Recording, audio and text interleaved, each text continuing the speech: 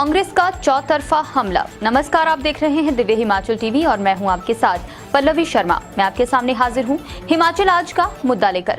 राजस्थान के उदयपुर में हुए राष्ट्र स्तरीय चिंतन शिविर के बाद कांग्रेस के नेता एकाएक हमलावर हो गए हैं। प्रदेश कांग्रेस की अध्यक्ष प्रतिभा सिंह और चुनाव प्रचार समिति के अध्यक्ष सुखविंदर सिंह सुक्खू ने सरकार पर जोरदार हमला बोला है। प्रतिभा सिंह ने जहां पुलिस भर्ती के पेपर लीक मामले में सरकार को बुरी तरह घेरा है, वहीं सुखविंदर सिंह सुक्खू ने भी कल हमीरपुर स्वागत समारोह में भाजपा को आईना दिखाया है।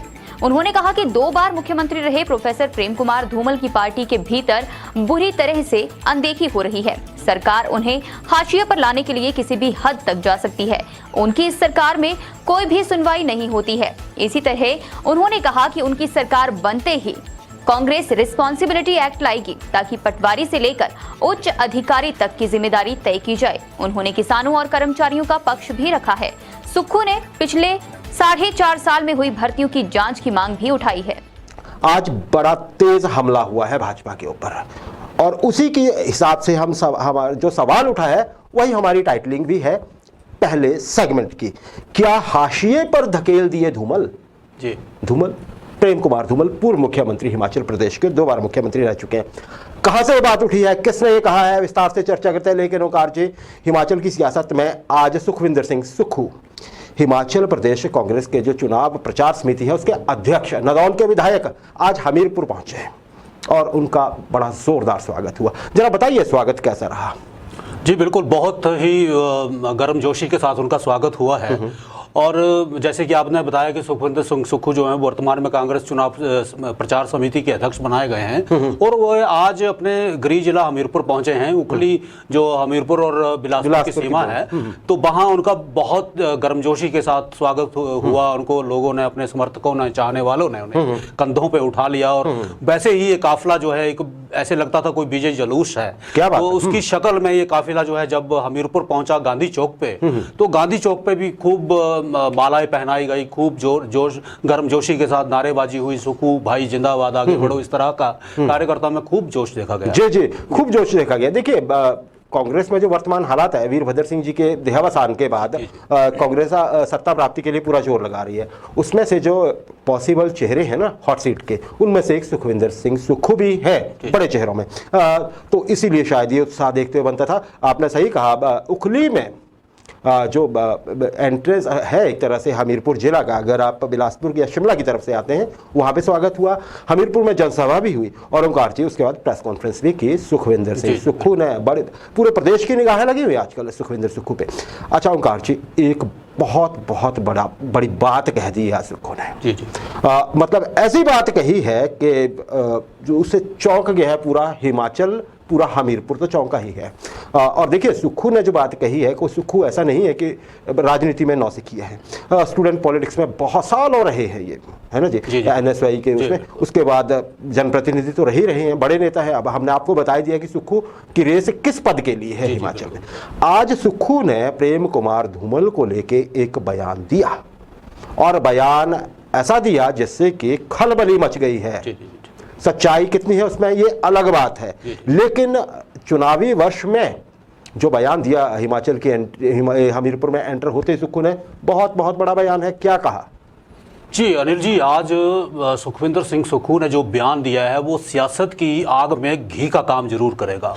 उनका बयान जो है वो कई मायनों में जो है वो देखा जाएगा। सियासी तौर पे हर आदमी अपनी अपनी दृष्टि रखता है और हर आदमी उसका अपने अपने तौर पे जो है वो अर्थ निकालेगा, विश्लेषण करेगा। उन्होंने कहा कि 2 बार के मुख्यमंत्री रहे प्रेम कुमार धूमल को भारतीय जनता पार्टी ने हाशिए पर धकेल दिया है। उनके पूर्व मुख्यमंत्री होने के नाते भाजपा सरकार में वो एक नल तक नहीं लगवा सकते हैं। ठीक है, तो इस तरह का उन्होंने बहुत बड़ा प्रहार किया है। उन्होंने कहा कि धूमल को आप यूं समझे कि धकेलने के लिए, हाशिए पर लाने के लिए भाजपा जो है वो अपने तौर से जो है पूरा जोर लगा रही है ताकि वो उभरने ना पाए। देखिए इसके मायने, देखिए सुक्खू, हम अपने दर्शकों को बता दें कहना क्या चाह रहे थे। सुक्खू कंपैरिजन कर रहे थे कांग्रेस का और भाजपा का, उस कांग्रेस का जिसके वो नेता हैं और अब हॉट सीट के दावेदार भी हैं उस पार्टी की तरफ से, अगर उसकी जीत होती है विधानसभा चुनाव में। तो उन्होंने फर्क समझाने की कोशिश की उस समय पे जितने भी लोग उपस्थित थे कि भाजपा और कांग्रेस का कल्चर क्या है। उन्होंने कहा कि मुख्यमंत्री 2 बार जो रह चुके हैं प्रेम कुमार धूमल साहब, हमीरपुर के हैं, जाहिर है वो हमीरपुर में जनसभा हो रही थी, उनकी भाजपा में जरा नहीं चलती है। और उन्होंने उदाहरण दिया कि मान लीजिए वो कोई नल लगाने के लिए किसी आईपीएच के एक्सीएन को फोन करते हैं, ध्यान दीजिए उन्होंने क्या कहा, आईपीएच के एक्सीएन को भी फोन करते हैं तो उनका फोन ही नहीं उठाता है। अब इसमें कितनी सच्चाई है ये बड़ी बात नहीं है, ना ही हम इसमें जाना चाहेंगे, ये खैर बहस का विषय है।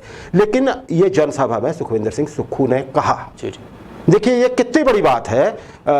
और दूसरा एक और बयान दिया उन्होंने इसके साथ ही, उन्होंने भारतीय जनता पार्टी की वर्तमान सरकार को निशाने पे लेते हुए कहा कि उन्होंने हमीरपुर से, देखिए ये एक तरह से ये कहा जाए वो इस समय पे हमीरपुर के बड़े लीडर के रूप में सामने आ रहे थे, हमीरपुर को संबोधित कर रहे थे, हमीरपुर को कैबिनेट में कोई जगह नहीं मिली। बिल्कुल ये भी कहा उन्होंने। तो ओंकार जी कैसे देखते हैं आप इन दोनों बयानों को, ये अगर ये जो 2 बयान कहे हैं हमीरपुर केंद्रित जो बयान है, खैर प्रेम कुमार धूमल तो बड़े नेता है भाजपा के, आप राष्ट्रीय स्तर पे कहिए, प्रदेश के तो मुख्यमंत्री रह ही चुके हैं, सच्चाई कितनी है ये अलग बात है, लेकिन हमीरपुर की जो राजनीतिक नब्ज है उस पे तो हाथ रख दिया ना सुक्खू ने, क्या कहेंगे? जी बिल्कुल बिल्कुल अनिल जी, अगर हम प्रेम कुमार धूमल जी के मुख्यमंत्री तक काल की बात करें तो उन दिनों हमीरपुर की जो समृद्धि थी वो ना कि हिमाचल बल्कि पूरे देश में जो है उसकी चर्चा हुआ करती थी कि हमीरपुर एक हिमाचल का एक छोटा सा जिला है और वहाँ जितने भी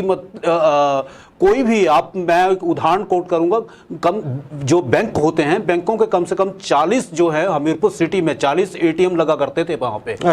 और हमीरपुर उनके मुख्यमंत्री तब काल में जो LIC होती है या जो सोसाइटियां होती हैं या जो भी मतलब के हमीरपुर के नाम से पूरे देश में कभी ना हर महीने आपको कोई ना कोई इनाम जो है, अवार्ड जो है वो सेंट्रल गवर्नमेंट दिया करती थी।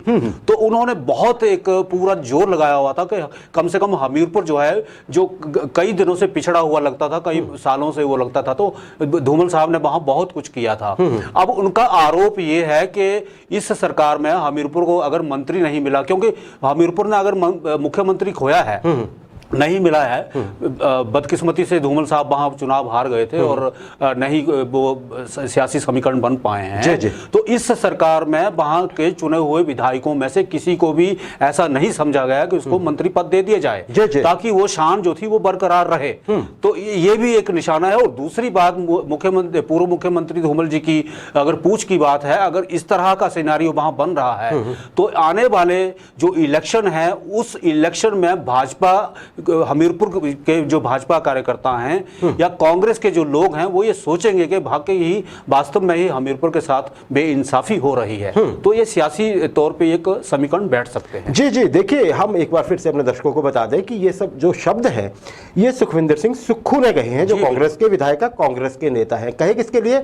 पूर्व मुख्यमंत्री प्रेम कुमार धूमल के लिए कहे उन्होंने, जो कि भाजपा के बड़े नेता हैं, हमीरपुर में कह रहे थे। देखिए ये इसमें सच्चाई कितनी है ये हम नहीं कहते, ना हम जानते हैं इस विषय पे, हम सिर्फ वो कह रहे हैं जो आज हमीरपुर में हुआ। खैर एक बात और भी है कि प्रेम कुमार धूमल ने, ओंकार जी, हमारे सामने कोई ऐसा अभी तक बयान धूमल साहब की तरफ से, उनके कैंप की तरफ से कभी नहीं आया कि उन्होंने ये कहा हो कि उनको भाजपा में हाशिए पे रखा गया है। दूसरी बात आपने कही कि हमीरपुर में जो उनका ही आरोप था सुक्खू का कि कैबिनेट में स्थान नहीं मिला, आपने भी कहा कि पहले पूर्व मुख्यमंत्री वहां से मुख्यमंत्री होते थे और इस बार एक मंत्री तक नहीं। इसमें एक और नजरिया भी है देखने का, अगर हम देखना चाहें। खैर ये बात तो उन्होंने सही कही, लेकिन एक नजरिया ये भी है कि 5 सीटें हैं हमीरपुर जिला में, जिनमें से 3 इस मर्तबा कांग्रेस के पास है, 2 सीटें हैं जो एक हमीरपुर और एक भोरंज की नए विधायक हैं वहां पे, जिनमें से जो भोरंज की विधायक हैं उनको उप मुख्य सचेतक भी शायद बनाया गया है। तो उस तरह से शायद ये भी हो सकता है। लेकिन बात आपने सही कही कि हमीरपुर में जो एक बात कही जाती है, जब भी जाहिर है जब मुख्यमंत्री आपके कभी थे जिला से और फिर अब एक मंत्री तक नहीं है, तो थोड़ी बहुत भावना शायद होती ही होगी। और इसी नब्ज पे सुक्खू ने हाथ रखा, सुखविंदर सिंह सुक्खू ने। देखिए इसको भाजपा जाए जैसे मर्जी लेती रहे, हो सकता है अभी हमें लगता है कि प्रेम कुमार धूमल साहब का भी शायद इस पर कभी कोई प्रतिक्रिया सामने आ सकती है, लेकिन उससे पहले बात जो भी हो, राजनीति में होता है पहल करने का मौका। तो सुक्खू के ऊपर जो जिम्मेदारी दी है उससे उन्होंने एक तरह से निभाते हुए, कांग्रेस के लिए हम इस नजरिए से देखें कि कांग्रेस के लिए निभाते हुए एक बड़ा सा सवाल खड़ा कर दिया है प्रदेश कांग्रेस की ओर से सरकार की तरफ। कैसे देखते हैं आप इस नजरिए से?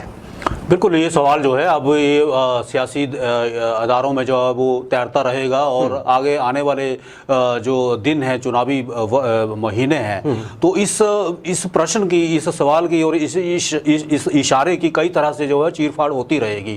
कई बयान आएंगे, कई प्रतिक्रिया आएंगी, कई क्रिया आएंगी। तो इस बयान को हम लेकर यही कहेंगे आने वाले दिनों में जो है इसमें सियासत और भड़केगी, क्योंकि इसमें भाजपा के जो लोग हैं वो भी कुछ कहेंगे, कांग्रेस के लोग भी कुछ कहेंगे और हर आदमी इसे जो है सत्य सिद्ध करने की जो है कोशिश करता रहेगा। अब देखिए इसका एक और सिंबल इसमें ओंकार जी, इस बयान के एक और मायने हैं जो बहुत बहुत बड़े हैं। हमीरपुर जिला ने 2 मरतबा ये रुतबा एंजॉय किया है कि उनके यहाँ से मुख्यमंत्री है प्रदेश का। जी बिल्कुल। सुक्खू इस समय इसी दौड़ में है। जी बिल्कुल, जाहिर है। जी जी।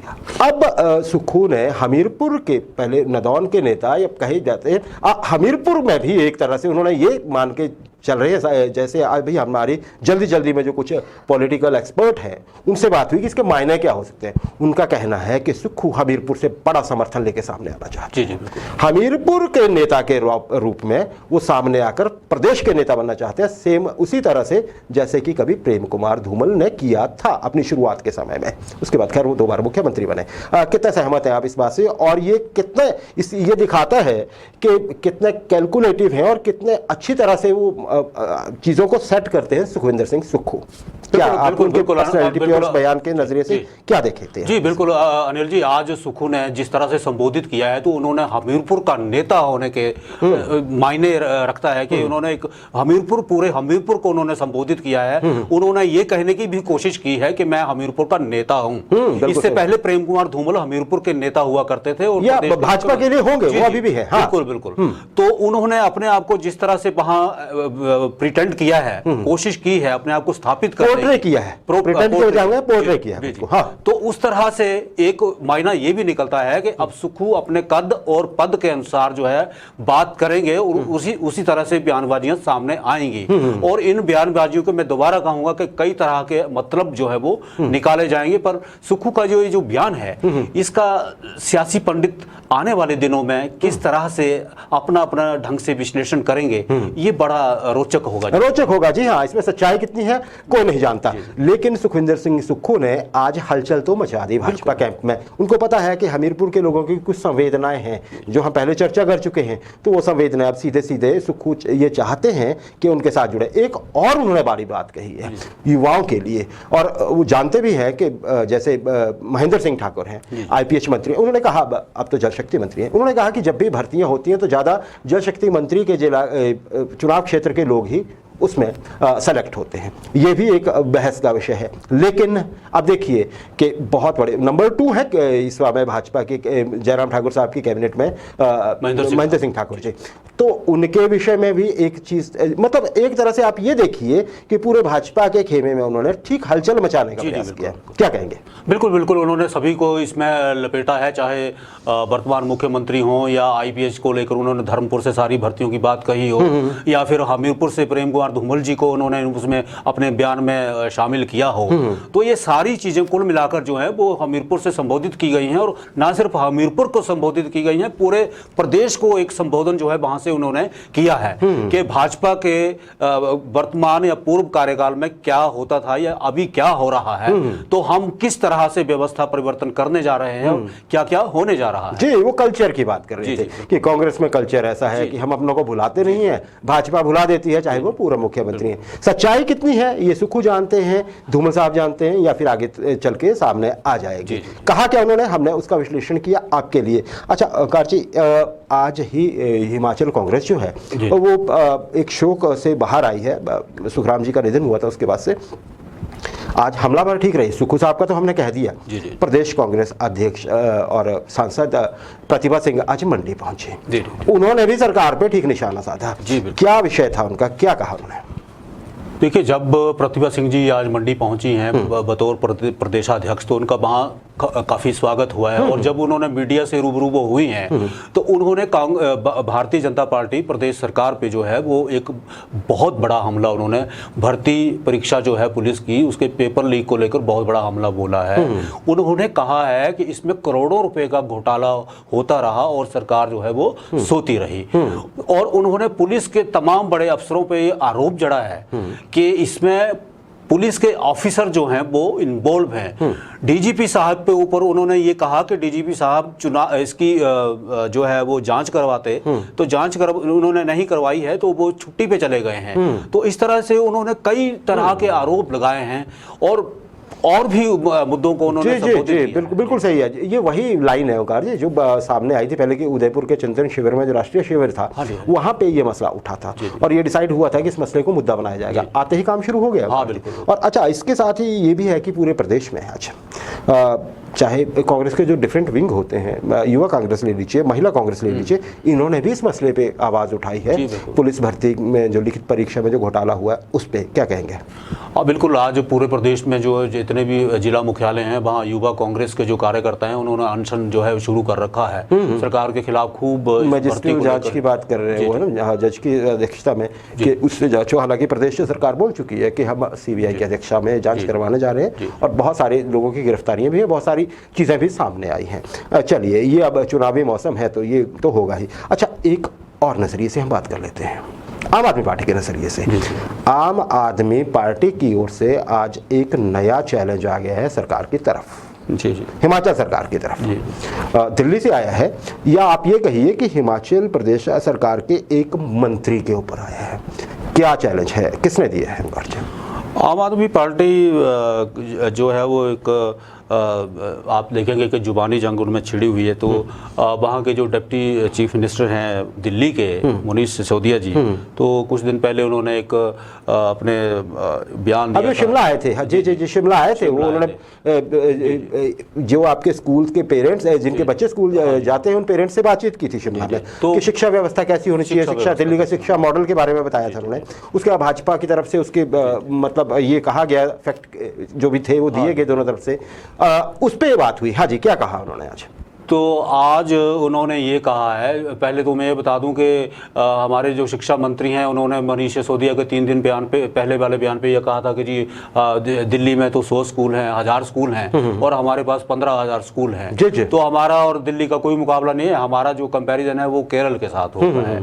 तो आज मनीष सिसोदिया ने दिल्ली में जो प्रेस कॉन्फ्रेंस की है, तो उन्होंने गोविंद सिंह ठाकुर जो हमारे शिक्षा मंत्री हैं उनको चैलेंज ये दिया है कि अगर उनमें दम है तो वो दिल्ली मॉडल के साथ हिमाचल मॉडल की शिक्षा को लेकर खुले मंच पे जो है वो चर्चा कर लें। तो इस तरह की उनकी एक चैलेंज मिला है खुले मंच पे चर्चा का। खैर, बात तो अब ऐसे है कि शिक्षा मंत्री हमारे गोविंद सिंह ठाकुर, डिप्टी सीएम है दिल्ली में मनीष सिसोदिया साहब जो शिक्षा मंत्री भी हैं। मतलब एक शिक्षा मंत्री की तरफ से दूसरे शिक्षा मंत्री को चैलेंज है। हम पहले भी इसी कार्यक्रम में चर्चा कर चुके हैं कि ठीक है, क्वालिटेटिवली दिल्ली का कुछ बहुत बेहतर भी हो सकता है, लेकिन हिमाचल में सोशल रिस्पॉन्सिबिलिटी या सोशल ऑब्लिगेशंस जो होती हैं उन पे भी जोर देना पड़ता है यहाँ की भौगोलिक परिस्थितियों के कारण। तो अब देखते हैं कि अगर शिक्षा मंत्री साहब, हमारे शिक्षा मंत्री साहब इतना समय निकाल सकें, और मुझे लगता है कि अगर सिसोदिया साहब ने कहा है तो वो तो कमिटेड होंगे ही, शायद बात हो ही जाए। अगर होता है तो हम आपको बताएंगे। अच्छा, पर कुछ भी है, आम आदमी पार्टी ओंकार जी, ये तो सामने आ रही हैं चीज़ें कि चर्चा में बनी रह रही, जी बिल्कुल, है ना। और जब मनीष सिसोदिया जैसे आदमी, बड़े नेता आम आदमी पार्टी के, वो हिमाचल को इन्वॉल्व करके कुछ भी कहेंगे तो चर्चा तो होगी ही, बड़ी चर्चा होगी हिमाचल में, बड़ी बात होगी ही होगी।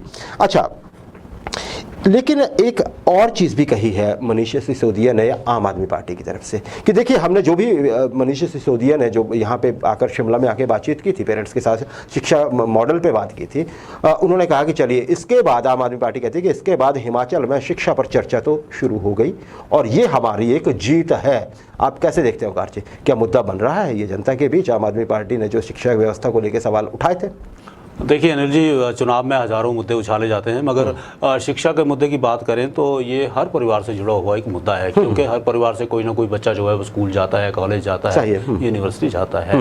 तो ये मुद्दा जाहिर तौर पे इन चुनावों में उठ सकता है, क्योंकि हिमाचल के भीतर ही कई बार जो है सत्ता पक्ष और विपक्ष जो है एक दूसरे पे आरोप जड़ते रहते हैं कि जी ढांचा नहीं सुधारा गया। जी। और भी कई तरह के, कई बार फीस को लेकर बात होती है, कई बार टीचर्स को लेकर बात होती है, कई बार स्कूल बिल्डिंग्स को लेकर बात होती है। तो मुद्दा जो है वो, क्योंकि आम आदमी पार्टी अपने आप में एक संगठन है, तो अगर वो मुद्दा उछालेंगे तो कहीं ना कहीं कुछ ना कुछ कानों तक यह आवाज़ जरूर पहुंचेगी। कानों तक ये आवाज़ पहुंचेगी। देखते हैं ये कितनी गति पकड़ता है ये मुद्दा, और जो चुनौती दी है सिसोदिया साहब ने, उस पर गोविंद ठाकुर का क्या जवाब या प्रतिक्रिया आती है। जवाब इंतजार रहेगा इस जवाब का सबको।